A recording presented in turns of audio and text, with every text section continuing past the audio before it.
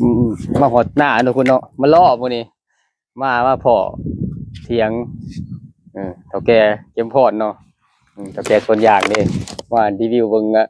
ส่วนยางคนนี้แล้วนี่เถียงหน้าเพิ่นเนาะอ่ามีหยังแน่นี่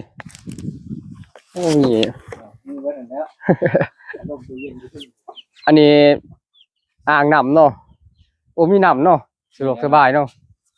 เอ้าได้มียังครบสุดเลยมันคือบ่มีไฟฟ้ามึงเอาไฟฟ้าใช่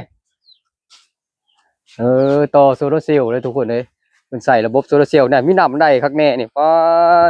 รีวิวสวนเพิ่นพวกนี้สวนเรือเถียงนาเนาะทุกคนเนาะมีเบิดเนาะเครื่องปลูกมีได้บ่ใช้ไฟฟ้าเนาะบ่ใช้ไฟฟ้าเฮือนใช้ไฟฟ้าได้นะเปิดออกได้นี่แสงอาทิตย์บ่แสงอาทิตย์เลยอยู่หลังคาพุ่นบ่เลยจะถ่ายฝั่งซ้ายไปติซ้ายไปทางใด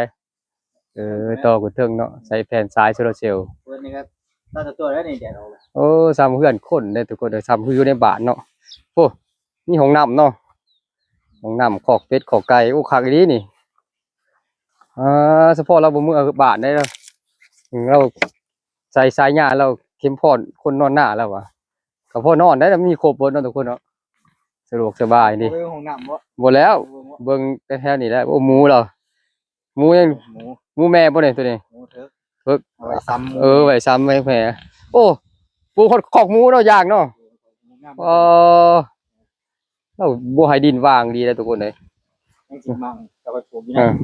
อันนี้ว่านี่รีวิวบางส่วนยางแล้วเนาะก็ปลูกปีนี้เนาะปีนี้ว่า2 เดือน2 เดือนบ่นี่2 เดือนไปก็ซ้ำนี้เนาะยาง2 เดือนเนาะงามเนาะทุกคนเนาะเด้แล้วปลูกจนเบิดได้แต่เก่ามันเป็นหน้าเนาะเป็นไหหน้าโอ้มีกกกล้วยเนาะโอ้มีกกกล้วยมีผักมีคาไปอยากได้ผักไปเฮ็ดแกงเฮ็ดอบเฮ็ดหยังมาเอาอยู่พี่เด้อ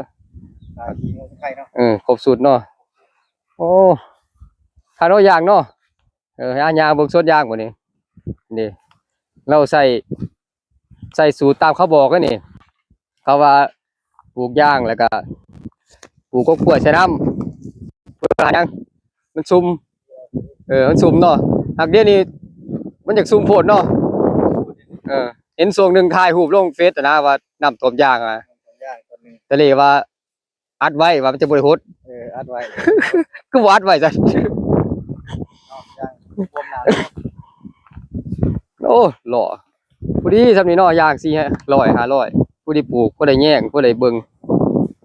โอ้ดีลึกเนาะ